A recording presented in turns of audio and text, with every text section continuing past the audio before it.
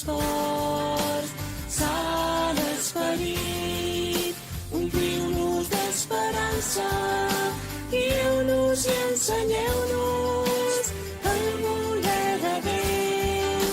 Aixeca tota Església i camina sense por. Guieu-nos i ensenyeu-nos el voler de Déu. Aixeca tota Església i camina sense por. Som el poble de Déu, Església en comunió. Som seguidors del Crist, marcats per l'Esperit. Volem ser sal i llum, esperança per aquest món. Deixar les nostres pors i confiar en Déu. Sant Esperit, il·lumineu els nostres cors. Sant Esperit, ompliu-nos d'esperança, guieu-nos i ensenyeu-nos el voler de Déu. Aixeca tota Església i camina sense por. Guieu-nos i ensenyeu-nos el voler de Déu. Aixeca tota Església i camina sense por. Som el poble de Déu i ens posem al camí. Amb la nostra feblesa, Jesús ens ha aixecat. Tenim nostra esperança posada en el Senyor. Ell és el nostre auxili i escut que ens protegeix.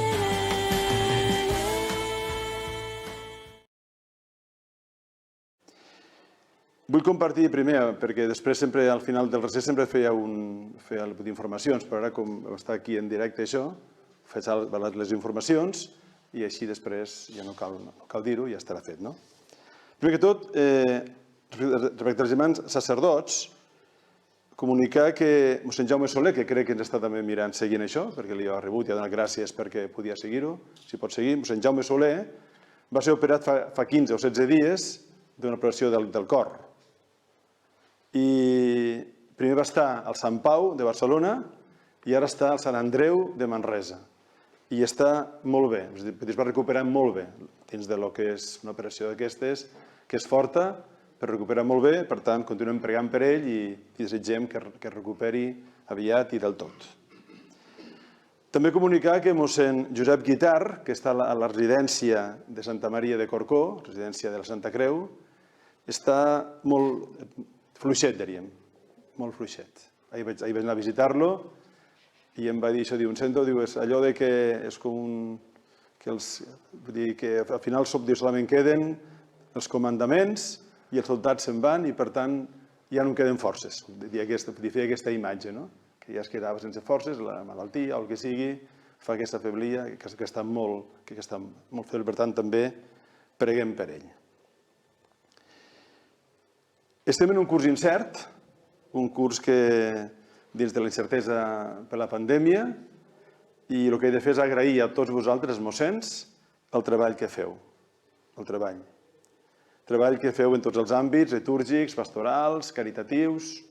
Us agraeixo, malgrat les dificultats, seguim endavant. Evidentment que ho hem de fer amb prudència, amb seny i amb caritat.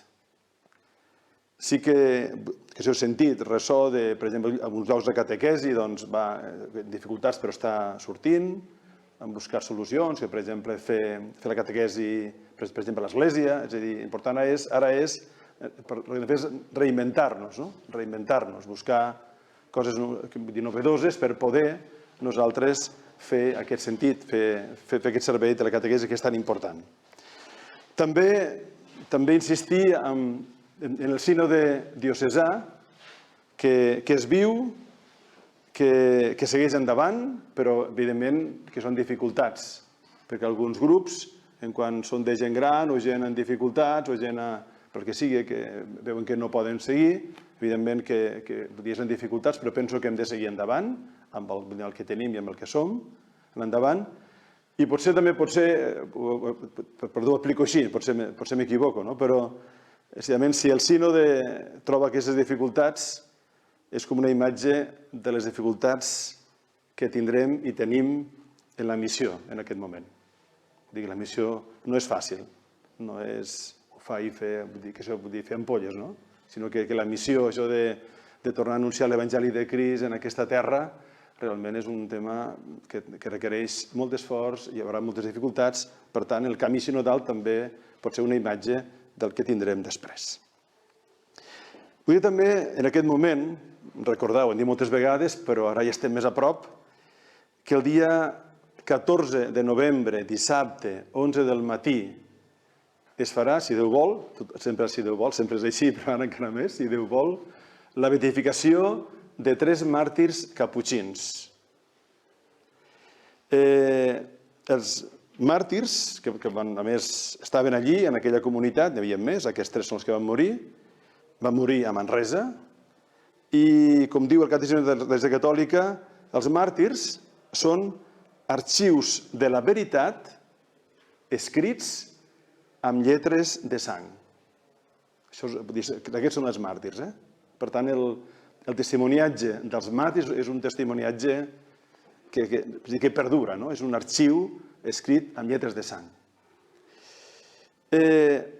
No cal dir que és molt important. Voldria solament dir algunes dades, que m'he anat apuntant dades respecte a ells, dir algunes coses solament. Els 3 màrtirs són Benet de Santa Coloma de Gramenet, Josep Oriol de Barcelona i Domènec de Sant Pere de Riudebitlles. Tots catalans, diríem, no?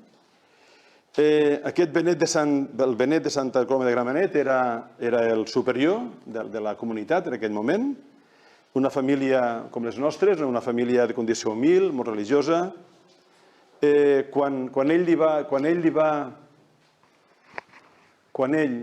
va expressar al seu pare que volia ser religiós, li va dir, pensa que això, en aquest moment, hi ha molts perills. I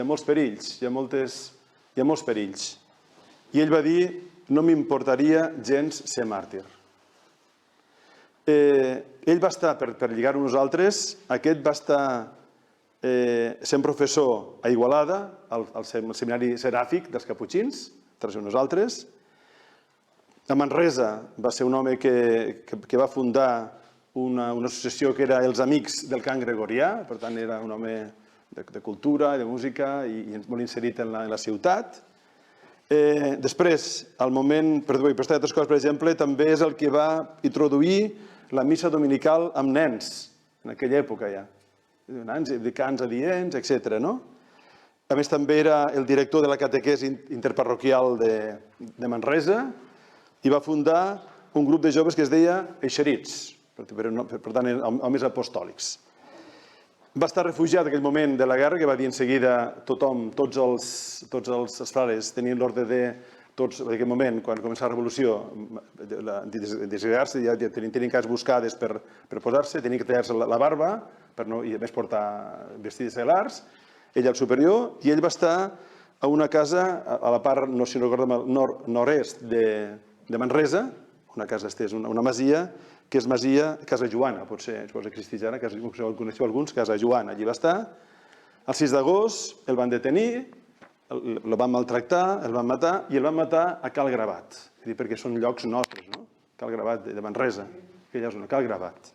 Li van trobar, per el seu cadàver, un mocador amb les inicials PB, pare Benet, i un rosari i un crucifix. Quin delicte tenia, no? Cap altre que aquest. Josep Oriol de Barcelona, el seu pare, que era el catedràtic auxiliar d'àrab i d'hebreu de la Universitat de Barcelona, però també va estar també a Sevilla, un home catedràtic, era de Manresa el seu pare, del pare Josep Oriol, el pare era manresà, Francesc Barjau Pons. Aquest també, que és una adolescència una mica difícil, pel que sigui, jo llegint la vida, potser és que va estar fins als 2 anys amb una dida, la mare no podia lletar-li, va estar una dida. Aquestes coses psicològiques, potser li tenia com un... no sé el que sigui, deixem-ho estar. Però també va estar a Manresa, era un predicador gran, en aquest sentit després va reeixir molt bé, i va fer un sermó a la festa de la misteriosa llum de gran contingut doctrinal històric i famós, i a més va fer una publicació que es deia La llum veritable. Ell, tot i estar fora del convent al moment de la persecució, ell celebrava la missa, anava a assistir a les cases, anava a visitar malalts, anava a diferents realitats, coses d'aquestes, havia de servir als altres. Que el van detenir i al moment li van maltractar, perdó, que van detenir quan sortia de fer la visita per portar la comunió a unes monges dominiques de Santa Clara que estaven a una casa. El van detenir, el van maltractar, quan ell es va llevar dels cops, entonava el Te Deum i va morir també al Pouet de Bufalvent, a prop del Cal Gravat, perquè veiem també que tenen que veure amb nosaltres. I l'altre és Domènec de Sant Pere de Riudevilla, va ser missioner, 17 anys, sembla que va ser, 17 anys a Costa Rica i a Nicaragua, i va tornar malalt. El mateix, el van detenir, això que estava malalt, era gran, però no van tindre cap pietat, i a més obligaven a que cridés, colpejant-lo, que cridés visca el comunisme llibertari, i ell responia cada vegada visca Crist Rei. Visca Crist Rei. Per tant, és així, no? I aquest va morir a la carretera del Pont de Vilomara. Va morir a la carretera del Pont de Vilomara. I ho dic perquè són màrtirs nostres. Són màrtirs que van vestar la sang aquí a la nostra casa, a la nostra terra, a la ciutat de Manresa. Els tres van morir, evidentment, per odium fidei i odium ecclesia. No hi ha cap raó més, perquè l'únic que feien era dedicar-se a ser d'església, cap cosa més, aquests màrtirs. I els tres, per cosa comuna, tenien tres coses molt importants. Era la predicació, el confessionari i els malalts. Es dedicaven molt en això. El que és comú, aquests, potser aquella època era més els religiosos, vull dir, però aquestes coses tenien aquestes tres coses molt viscudes. Per tant, ho dic per això. Aleshores, és important aquesta beatificació del dia 14 de novembre, dissabte, a Manresa, però també com estan les mesures sanitàries i aquest tema de l'aforament, tot això, evidentment que no fem una força perquè vingui molta gent de la diòcesi. Pensa que no podem fer això perquè no poden entrar-hi, no? Sí que, evidentment, que seran convidats, si sou convidats, tots els preveres i diaques de la diòcesi. Rebeu una carta i direu si podeu venir o no venir, evidentment vosaltres, evidentment tots, i sí que insisteixo amb els de Manresa, que sí que els que han de participar-hi, com a laics diríem, també qui vulgui dels altres, també pot venir qui vulgui, no? Això és, després veurem si acabem o no acabem, no? Ja ho veurem, no? Pot venir qui vulgui, si és motivat que vingui, però crec que han de ser els de Manresa aquells que han de fer més presència quant a l'ex. Sembla que és així, això, que és el lògic, Per el tema d'avui, si vols ja... Perdó, el tema d'avui, aquí tenim aquí el doctor Jordi Collet, moltes gràcies per ser-hi, i és el tema, potser no ho han dit perquè em havia despistats, però és el tema així, i estem dins del sínode persona, societat, i hem pensat que ell ens podia ajudar en aquest tema de la societat, els preveres i diaques, per fer el camí sinodal. I també ho dic ara, perquè així ja ben directe, que el mes vinent deixarem passar la beatificació i després, el dijous següent, dia 19, ho farem aquí a Vic i l'altre dijous, 26, a Manresa. D'acord? Seria un mes, més o menys un mes, 19 i 26, 19 a Vic, 26 a Manresa, i jo faria la conferència, és a dir, una conferència sobre què ens aporta al nostre camí sinodal l'encíclica del papa Fratelli Tutti. D'acord? La qual també vol dir que tothom, nosaltres, seria bo també llegir-la i al moment de compartir després amb el grup també podem compartir el que cadascú li aporti aquesta encíclica del papa Francesc. Doncs comencem resant. El recés, com sempre farem la pregària, la conferència, un diàleg, després diàleg també en grup, farem dos grups, i després també pregària, i a la una acaba. Que en directe l'únic que farem serà aquesta pregària, la conferència i també el diàleg. Sigueu amb nosaltres, Déu nostre. Glòria al Pare i al Fill i a l'Esperit Sant.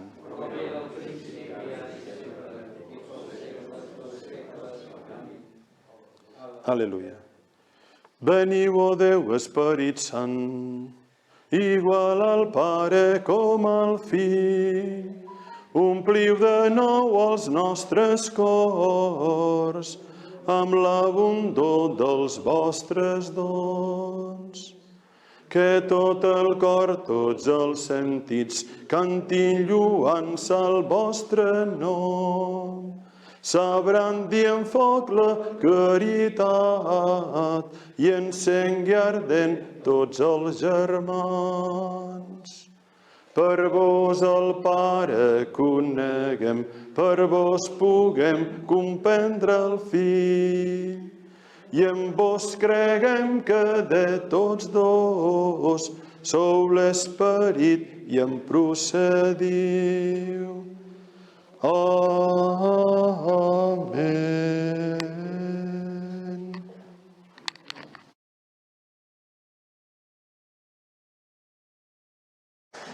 Bé, doncs, molt bon dia a tots i abans que res, evidentment, agrair a mossèn David que hagi pensat en mi i, per tant, en tot cas, deslliurar-lo de qualsevol animalada que pugui dir. Per tant, diguem, el David em convida amb molta generositat, moltes gràcies. També el senyor bisbe, però, evidentment, diguéssim, les errades o el que pugui dir, diguéssim, és responsabilitat únicament meva. La idea era una mica compartir algunes d'aquestes idees que des de la sociologia podem analitzar al voltant de necessitats que tenen les persones i de la societat per si us poden acompanyar o si us poden servir d'alguna cosa en relació a tot el procés del sínode que esteu fent. Per tant, la idea és posar temes sobre la taula perquè després, evidentment, podem tenir una estona per parlar-ne i, evidentment, vosaltres pugueu aprofundir. També he intentat, una mica com l'altra vegada, també proposar-vos algun tipus de recursos, documentals, llibres, etc., perquè qui vulgui pugui continuar-hi pensant i pugui continuar aprofundint cadascú des de la seva perspectiva. Jo crec que la primera realitat fonda i que ha estat analitzada, però jo crec que realment és molt potent, és aquest procés que anomenem d'individualització, que és la producció de persones, per dir-ho així, Bauman fa servir aquesta expressió de desincrustades, de les estructures tradicionals, de la família, del territori, de la classe social, de la religió, i per tant persones que per allò positiu i per allò negatiu, per tant les dues cares de la moneda, tenen unes trajectòries molt més obertes. Si us en recordeu, a més aquí a la comarca d'Osona, hi ha un poema de Miquel Martí Pol que es diu La fàbrica, i comença dient: avui la Leonor fa 14 anys i ha agafat l'escombra per primera vegada, i després el taler, i després es casa. Avui la filla de la Leonor fa 14 anys, entra a la fàbrica. Les nostres vides eren molt previsibles durant segles. En aquests moments jo els pregunto als meus alumnes de la universitat que tenen 22 anys, els dic: on sereu d'aquí 5 anys? I els dic 5 com si fossin 500. O sigui, m'estan dient que m'estàs explicant 5 anys, És com una mena d'abisme davant seu. Per tant, fixeu-vos que per primera vegada en molts anys hi ha trajectòries molt més obertes, amb tot el que això de positiu té, des del meu punt de vista, sense cap mena de dubte, però alhora també és cert que hi ha una nova tensió entre el jo i el nosaltres.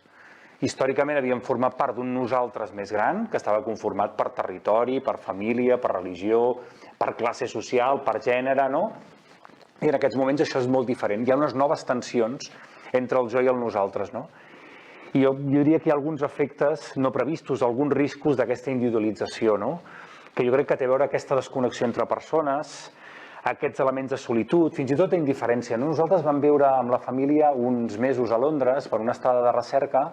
I me'n recordo un dia que anàvem a agafar el metro i vaig veure una cosa que vaig pensar, i és que hi havia una persona sense sostre que més o menys estava situada sempre al mateix lloc, I de cop i volta, i tenia el típic barret o espai per deixar diners, I de cop i volta una persona 6 cometes davant, 6 cometes darrere, normal, de cop i volta passa per allà, s'ajup, agafa les monedes que hi havia dins del barret i se'n va. I vaig pensar, no m'ho puc creure, o sigui, aquí hi ha un senyor que està vivint al ras tot el dia, que té un barret i en aquest moment aquest senyor està dormint i passa algú que va cap al metro i li roba els diners que havia demanat. Em va semblar com una mena de metàfora d'alguns dels elements que ens havien passat, no? Per tant, en aquest sentit, crec que aquí hi ha noves tensions que, com ara veurem, generen... Bueno, jo crec que hi ha com necessitats, no? I llegint algunes coses del papa Francesc em va fer gràcia que ell, agafant alguns elements de la teologia de l'alliberament, però reinventant-ho, segur que els argentins ho fan tota la seva manera, no? I ell feia servir molt el concepte de poble, que jo crec que és un terme interessant en el sentit de dir... Perquè, a més, bueno, jo vaig tenir l'oportunitat de visitar Buenos Aires fa un parell d'anys, no? I realment impressionen molt les villes misèria, no? O si heu estat per Amèrica Llatina, no? Nicaragua, El Salvador, no? Realment són territoris molt durs, no? Els nanos, per exemple, deixen d'anar a l'institut perquè hi ha tirotejos o coses d'aquestes, vull dir que és com molt greu, no? I ell deia, diu, malgrat tots els conflictes que tenim, no? I per tant això ho agafava de la teologia de l'alliberament, diguem, nosaltres volem mantenir seguint i sent un poble, no? I per tant, som un nosaltres, i per tant els conflictes són de tothom, i per tant inclouen la diversitat i han d'incloure la solidaritat, no? Jo crec que aquesta és una idea interessant, per un nosaltres, no? Què vol dir ser poble? La gent que vivim a poble, que sou de poble, no? Diu, bueno, nosaltres tenim conflictes, i hi ha desigualtats, no? Però som un nosaltres d'alguna manera, no? Jo crec que és una idea interessant, que quan li vaig llegir vaig pensar que era interessant, no? Que era una manera interessant d'incorporar els conflictes sense amagar-los, però alhora entendre que els havíem de resoldre, no? Perquè eren els nostres i estaven plantejats. Quin tipus de necessitats crec que planteja això? Doncs, sense cap mena de dubte, aquest equilibri entre el jo i el nosaltres, no? Jo crec que tots tenim diversos nosaltres. La família, els companys, companyes de feina, la parròquia, el grup, el barri, el poble, no? Són diferents nosaltres, no? Aquesta idea de comunitat de comunitats de la parròquia a mi sempre m'ha agradat molt quan l'he sentida, no? Per tant, una família és una petita comunitat dins de la comunitat, un grup de joves, un grup de catequesi, un grup de confirmació, no? I per tant, aquesta idea de com articular aquesta xarxa, no? De nuclis, de nodes, en aquest nosaltres. Crec que aquí hi ha un repte important, no? Aquesta idea de les petites comunitats com en xarxa. Per tant, jo crec que és una necessitat interessant. I aquest equilibri entre l'autonomia personal i el bon vincle entre els nosaltres. Jo crec que aquest és un equilibri que sempre és fràgil, no? Però que és interessant. I aquí alguns recursos per si us venen de gust aprofundir. Jo crec que hi ha un matrimoni, ell va morir, l'Ulrich Beck, que era un sociòleg molt interessant, la seva dona, l'Elisabeth Beck-Gernsheim, també. Per exemple, tenen aquest llibre de la reinvenció de la família, no? Com els nous lligams de la família se situen. Jo crec que ens ajuden molt a situar-nos. Evidentment, abans ho comentava el senyor Bisma, no? El Fratelli Tutti. Jo crec que és una mica aquesta idea de què vol dir ser germans, què vol dir la fraternitat, no? Avui en dia, què vol dir aquesta idea de solidaritat? Que implica un nosaltres. Qui és aquest nosaltres? Com ens articulem entre el jo i aquest nosaltres, no? I després l'Ulrich Beck va escriure un llibre molt interessant fa un temps que es deia El Dios personal, que era aquest debat de dir, bueno, què els passa a les grans religions en temps de globalització, no? I per tant, com aquesta articulació de persones concretes amb elements més grans, no? Amb aquests nosaltres, que a vegades són virtuals, no? Per exemple, el rol d'internet aquí és molt important. Vam fer una petita recerca amb nois i noies de diferents religions aquí a Vic, no? I per tots ells el rol d'internet era molt important. Youtubers, no? Que, en fi, potser algú de la sala sap qui són, jo no sabia ni qui eren, diguem, no? Que de fet era el seu gran referent religiós. Nanos cristians, nanos musulmans, nanos sikhs, nanos d'esglésies reformades. Per tant, en aquest sentit, sí que aquests nosaltres jo crec que són diversos, especialment en joves, persones de menys de, no sé, de 40-50 anys, no? Que per ells internet és molt habitual, i jo crec que aquí hi ha com necessitats, hi ha realitats, hi ha reptes, no? I per tant, sí que em sembla important que si us esteu plantejant el bisbat aquest sínode, no? Crec que és una de les preguntes que em sembla que pot ser interessant a fer-se, no? Aquest equilibri entre el jo i els diferents nosaltres i quin paper, evidentment, hi té aquí la parròquia, el grup, la pàgina web, etc. No? Bé, per si ajuda una mica primer plantejament. Sens dubte, jo crec que hi ha un segon debat social que jo crec que s'està vivint molt, que és el tema de les desigualtats, no? Jo crec que això ens està marcant molt, i especialment els últims 10-12 anys, no? Amb la crisi primer, ara la sensació de que amb el Covid tornem a estar una altra vegada, no? Amb molta gent que està tancant els comerços, gent que està tancant els bars i restaurants, gent que l'han fet fora, gent que està en ERTOs. Les oportunitats vitals estan molt marcades, sobretot pel nivell d'estudis dels progenitors. I les dades ens diuen que cada vegada menys l'educació, etc., funciona com un ascensor social. Les oportunitats que vam tenir la gent que vam ser infants o joves dels 80s o els 90s o fins i tot els 2000, l'última dècada estan tallades. I per tant jo crec que això genera molta ràbia. molta incomprensió, molta dificultat per dir, bueno, i per què jo no? Per què no puc tenir aquestes oportunitats? Per què no puc tenir aquests recursos? Per què jo no puc tenir, no? Aquesta idea de la meritocràcia, no? De dir, bueno, cadascú té el que es mereix a la vida. Sí, bueno, d'acord, però uns surten de la línia de sortida amb unes bambes estupendes i ben equipats i els altres són coixos, diguéssim. I llavors a veure qui arriba primer a la línia. Bueno, gairebé que podria dir-ho, no? Per tant, en aquest sentit sí que em sembla que... I a més hi ha una idea que ara us explicaré d'un llibre que fa poc que ha sortit, que em sembla que és interessant, que és que ajuda a entendre com més desigualtats també són més polarització social i política. La sensació de que la gent està més en extrems i per tant és més difícil trobar consensos, no? Aquesta desigualtat acaba passant per tenir oportunitats o no d'habitatge, de bona alimentació, de cultura, de salut, educatives, i es retroalimenta, no? Abans el senyor bisbe estava parlant del tema de totes les accions de suport i de caritat que s'estan donant. Jo crec que tota la gent que teniu contacte amb Càritas, amb grups, etc., amb menjadors socials, etc., la sensació és que això... Me'n recordo quan van començar el Tupi aquí a Vic, no? Que els primers anys vam donar-hi un cop de mà, i me'n recordo que la Núria i el Marià sempre deien, quan van fer l'estudi, deien, ui, no val la pena muntar això perquè vindran 5 o 6 persones, no? I com alguns anys de la crisi hi anaven 80 persones al dia. Clar, de cop i volta jo crec que això tensiona, no? Una societat, perquè de cop i volta la gent té aquesta sensació, no? I més jo crec que una cosa molt interessant que sobretot han estudiat, curiosament, gent que ve de l'epidemiologia, de la medicina, que és com més desigual és una societat, és un barri, és un poble, més infeliç és tot el barri o tot el poble. Per tant, la desigualtat, la polarització massa extrema, el que fa és que la mateixa gent que viu allà no sigui feliç. Ni uns ni altres, que aquest és el tema. Això no només afecta les persones més desafavorides, sinó també els altres. Per què? Perquè hi ha més por, hi ha més inseguretat, hi ha més angoixa. I per tant, la sensació de que les societats més equitatives són societats on tothom se sent més segur, més tranquil, no? Jo crec que això és important. I a més, jo crec que és important aquesta idea de la distància, no és en quan cobres en absolut, sinó i al teu voltant, i per tant, cada cop que unes persones estiguin pràcticament a la indigència i al costat hi hagi gent opulent on es pot gastar tots els diners que volen, tonteries, això genera molta tensió, no? I ens n'anem una mica a allò que anomenem a vegades la societat dels 2 terços. Un terç de gent amb bones feines, seguretat, habitatge, etc. Un terç que entra i surt del mercat laboral, que té més dificultats, etc. I un terç pràcticament en l'exclusió.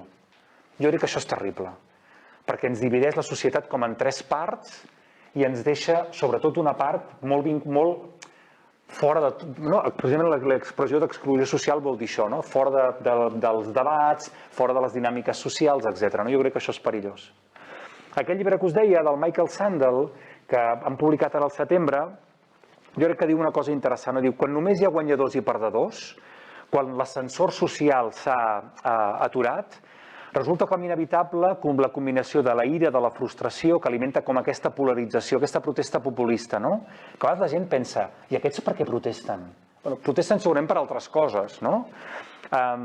I a més de reduir la confiança a les institucions i en els altres, no? Jo crec que això és important, i diu, així no podem fer front moralment als reptes. Jo crec que és molt important aquesta idea.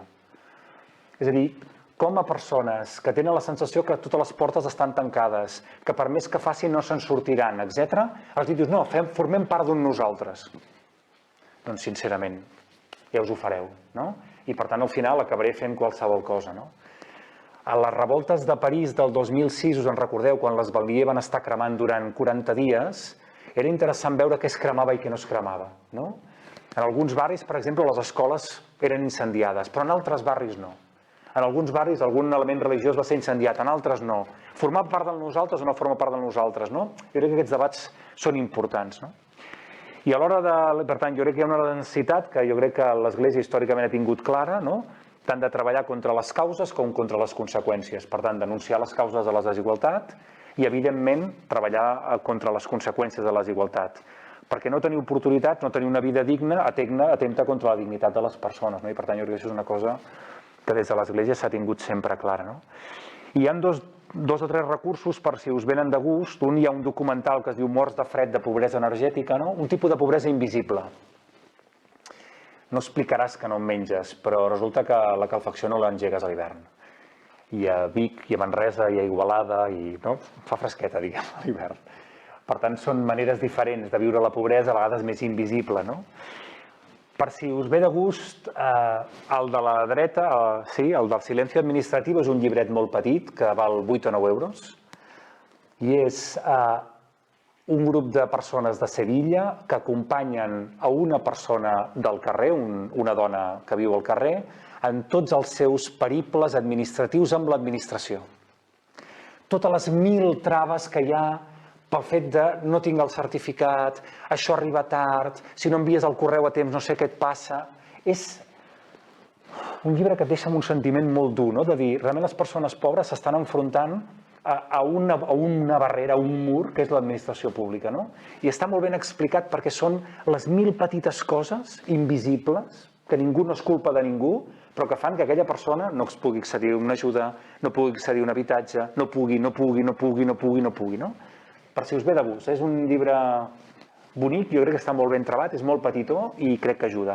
I si a algú li agraden més les dades, el de Desigualdad, un estudio de la infelicidad colectiva, és aquesta recerca del Wilkinson i la Pickett sobre milers d'indicadors sobre obesitat, violència, salut mental, fracàs escolar, etc., de com les societats més equitatives tothom viu millor i a les més desiguals. Per si us ve de gust també algú mirar-la.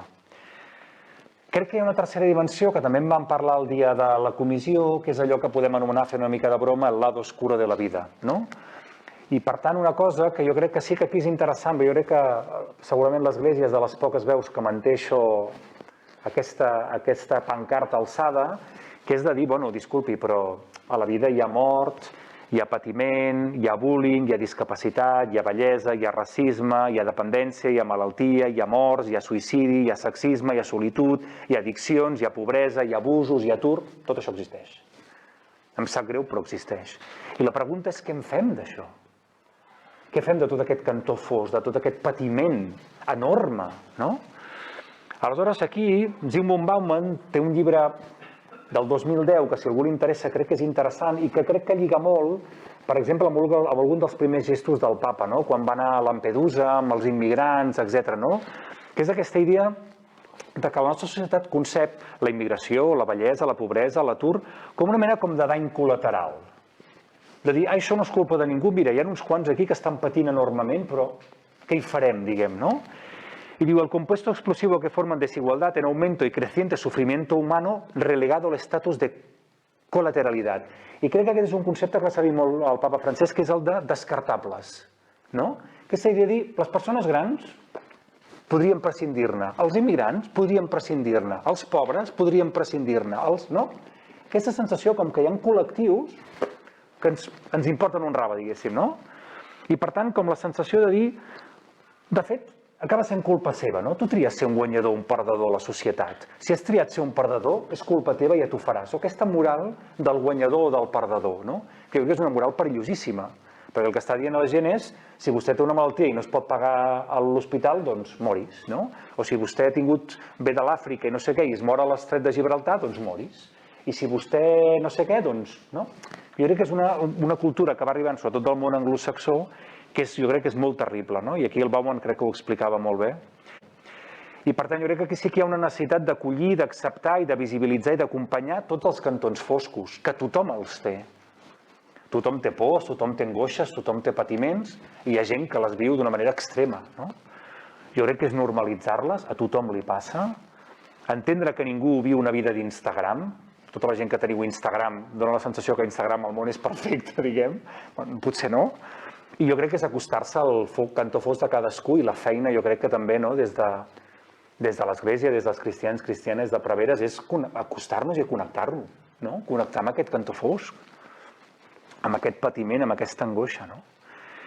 Tothom viu i viurà situacions en què té la sensació que és de nit, de que no hi ha albada, no?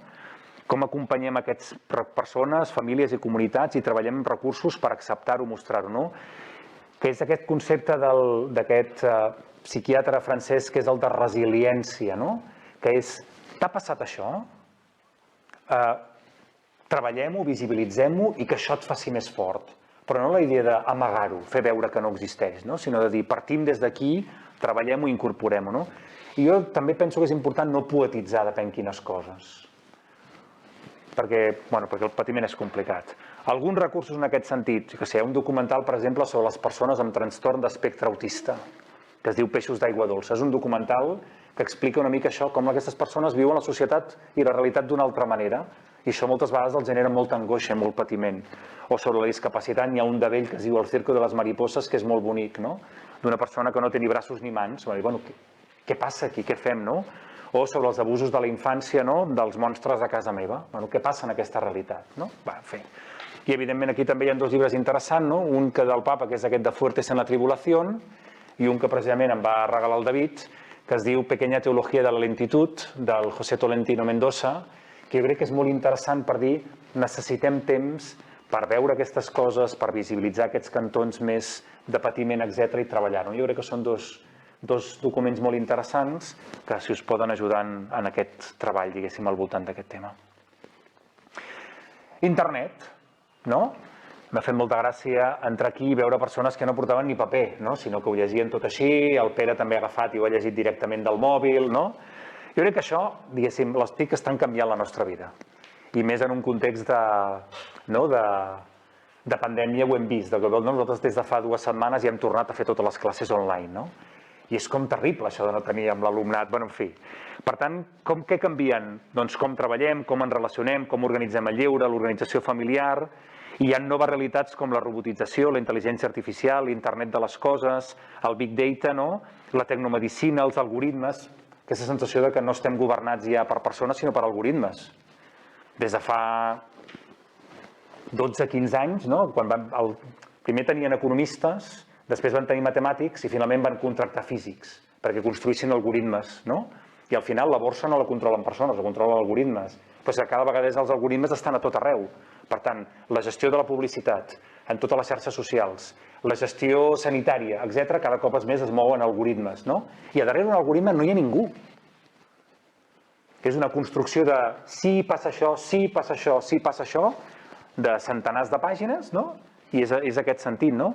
Els ordinadors, la realitat virtual, les impressores 3D, no?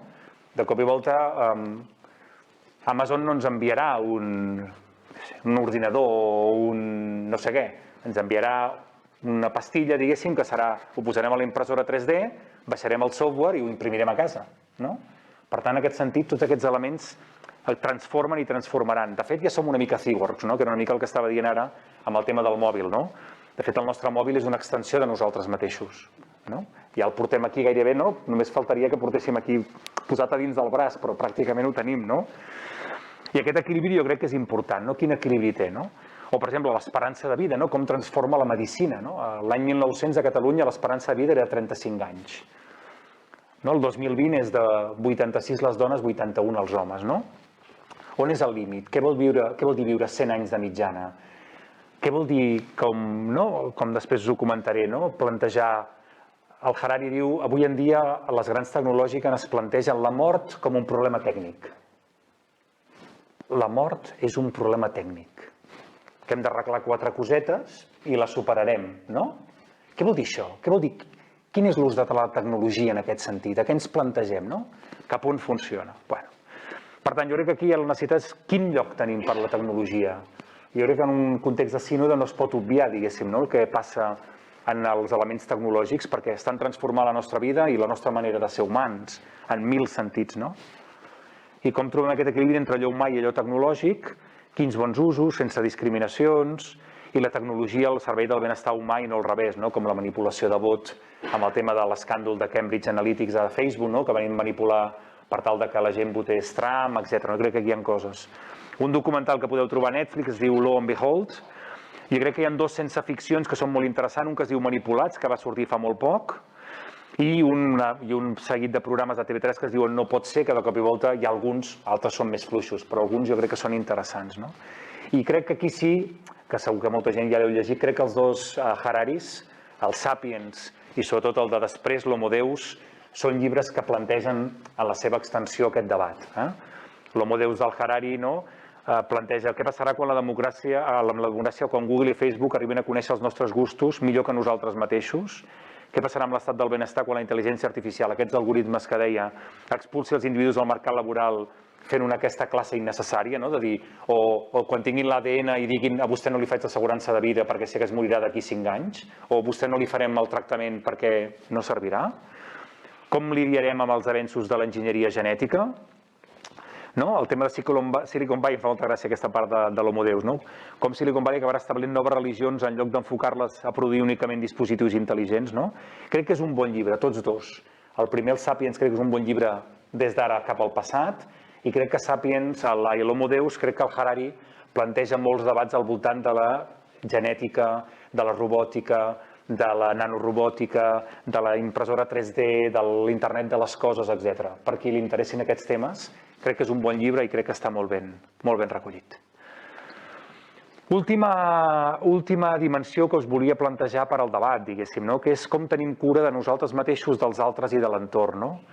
Jo crec que més que mai la cura d'un mateix, dels altres i de l'entorn, del planeta, està molt vinculada.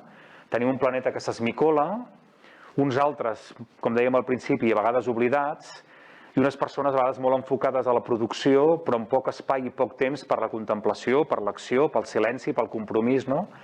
Jo crec que tenir cura, jo crec que és clau per al benestar personal, familiar, parroquial, comunitari, planetari, no? I per tant jo crec que aquí la necessitat és reivindicació de les cures, no? Com tenim cura d'un mateix, dels altres, de l'entorn, i com des dels diferents espais d'església, parròquies, grups, moviments, no? Acompanyeu persones, famílies, parròquies, etc. en aquesta direcció, no? Com podem generar espais, temps i vincles per la cura i el suport, no? Com posem en contacte gent? Jo crec que aquí hi ha moltes propostes, no? De suport mutu, de cuidar les cuidadores, de protecció del territori, suport als més desafavorits, i a vegades només exposar-les, no? Sense por de dir, no? Interessant. Jo crec que són propostes interessants tant per persones creients com no creients, no? I de seguida que pensava en això em sortia la piràmide de necessitats de Maslow, no? Per tant, com totes les persones tenen totes aquestes necessitats, no? Les biològiques estan cobertes per tothom, si no, les de seguretat, les d'entorns segurs, les d'afiliació, les de vincle, les de relació, les de reconeixement i finalment autorealització, perquè totes són importants, no? I per tant, com treballem perquè les persones puguin tenir tots aquests, no? On està cada persona, cada família de la nostra comunitat? Com podem tenir cura de les seves necessitats individuals, socials, de l'entorn? Com des de les parròquies, els grups formals, els grups informals, els vostres vincles amb el barri, amb el poble, podem promoure aquesta cura, no? De persones, de les relacions, etc. Jo crec que això és un repte important, no? I ja acabo amb les conclusions, no? Jo crec que aquest context històric, agreujat per la Covid i els seus efectes d'aïllament, d'invisibilització, d'individualització, no? Jo a vegades penso que la Covid ens ajuda a fer com un efecte mirall, no? Jo crec que tensiona i esquinça moltes costures i visibilitza molts límits. Jo tinc la sensació que som una pilota que totes les costures estan trencades. Ingrés mínim vital que s'aprova i que de cop i volta, 6 mesos després, hi ha el 80 o 90% de la gent que no el té perquè no tenim les estructures per incapacitat de dur-lo a terme. És a dir, l'hem aprovat i no som capaços de dur-lo a terme. Hospitals que tenen material, no? I sortia a les notícies i al cap de Vall d'Hebron, em sembla, diu, podríem tenir 150 respiradors, però no tenim personal. Clar, fa 20 anys que a les infermeres li fem contractes de 0 hores, que vol dir que no saben quin horari és i han d'estar pendents del telèfon mòbil, i a les 4 del matí truquen i diuen a les 6 t'hi poses. I la gent diu, me'n vaig a Alemanya i a Anglaterra, que cobro més, tinc un horari, tinc un salari digne i puc fer una vida normal. És a dir, portem anys matxacant el personal mèdic i el personal d'infermeria i ara, oh miracle, quan el necessitem resulta que tenim les màquines però no tenim el personal. Residències de gent gran com a negoci. Les residències de gent gran durant la pandèmia va ser espectacular, no? 256 residències de gent gran externalitzades a Barcelona només. La major part en grups com el del Florentino Pérez, que bàsicament eren un negoci. Però quan van haver de respondre de la salut i del benestar de les persones grans, no van respondre. Van morir milers de persones allà dins, no? Aleshores, des de quan les residències han de ser un negoci, no? En el sistema educatiu, de cop i volta arriba la pandèmia, 55.000 alumnes desapareixen del sistema. No sabem on són, no hi tenim contacte, no tenen dispositius. No ho sabíem, això? Avions buits que volen i contaminen només per funcionament mínim. De cop i volta hi ha avions fantasma que surten dels aeroports amb 0 passatgers, perquè cada cop hi ha menys gent que vola, per mantenir uns mínims i, per tant, amb els contractes que tenen als aeroports, etc. Però quin sentit té que un avió se'n vagi a fer 3.000 quilòmetres i gasti tot el carusel, no? Jo tinc la sensació que el Covid ens ha posat com davant d'un mirall i a mi a vegades em fa una mica de por el que veig, diguem, no? En aquest sentit. Per tant, jo diria que les respostes donades fins ara a les necessitats humanes profundes, no? D'aquest vincle entre els altres i els nosaltres, les desigualtats, aquest cantó de patiment de la vida, el lloc de l'estic, crisi ambiental, s'han manifestat febles i poc pertinents. És a dir, jo crec que la crisi el que ens ha posat és una mica a un mirall, jo crec que a vegades bastant dur, no? Davant de molts d'aquests temes. Com tractem a la gent gran? Què passa amb els infants? Bueno, jo crec que aquí hi ha dues coses molt fortes, no? I per tant crec que les necessitats personals, grupals i ambientals d'aquesta segona modernitat o modernitat líquida, no? Preguntes. L'Estat ha de ser l'única resposta?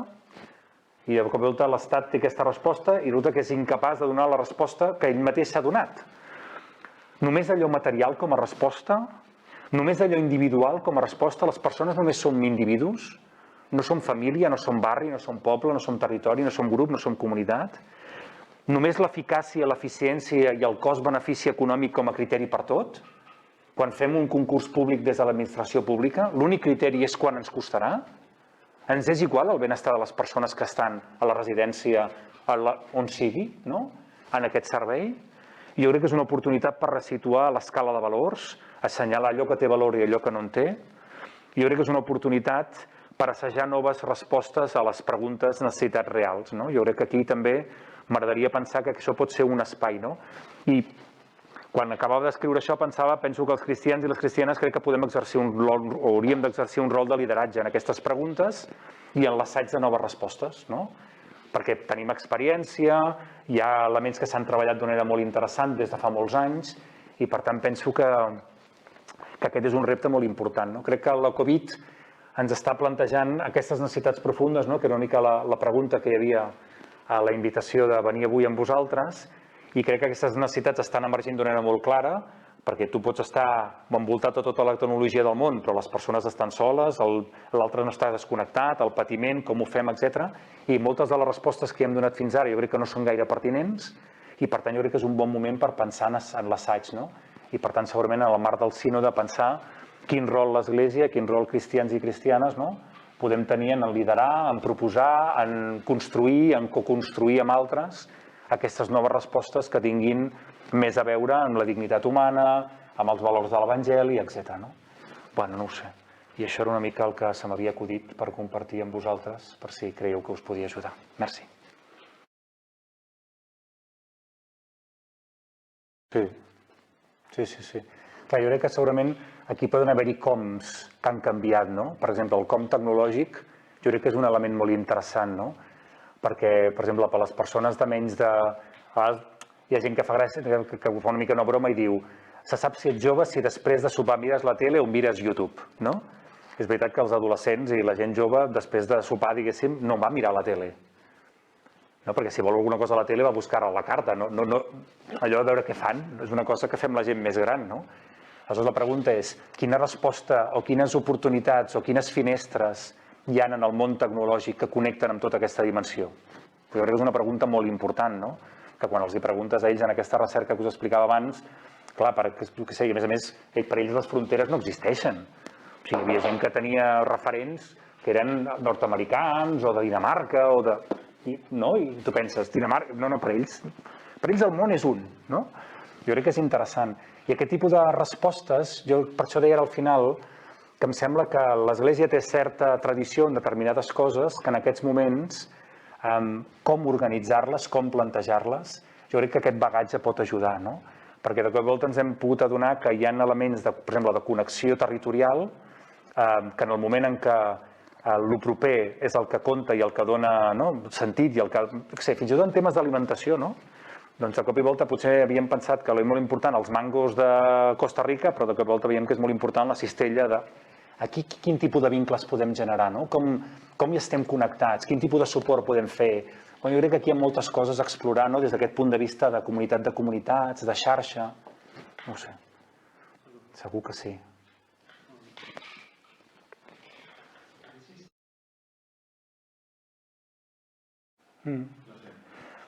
Bueno, el Jordi ha fet una reflexió en diferents àmbits. En tot cas, com que l'última, diguéssim, em toca menys a mi, perquè bàsicament era com posar temes sobre la taula perquè vosaltres, per enriquir el vostre debat, diguéssim, em quedo amb el segon.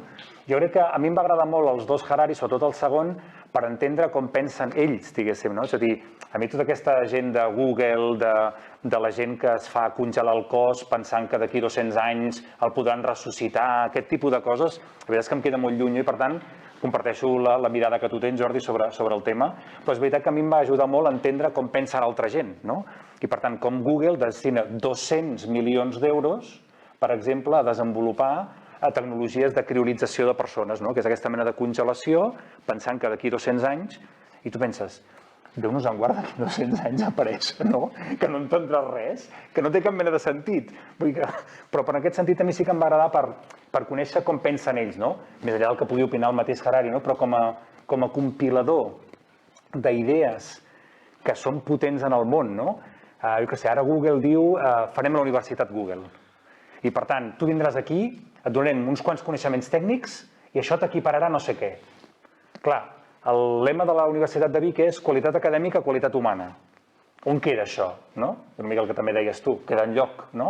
Per tant, jo crec que en aquest sentit crec que és molt important conèixer quines són les forces del nostre món, perquè aquesta gent són molt poderosos, tenen la nostra informació, tenen molts recursos, no?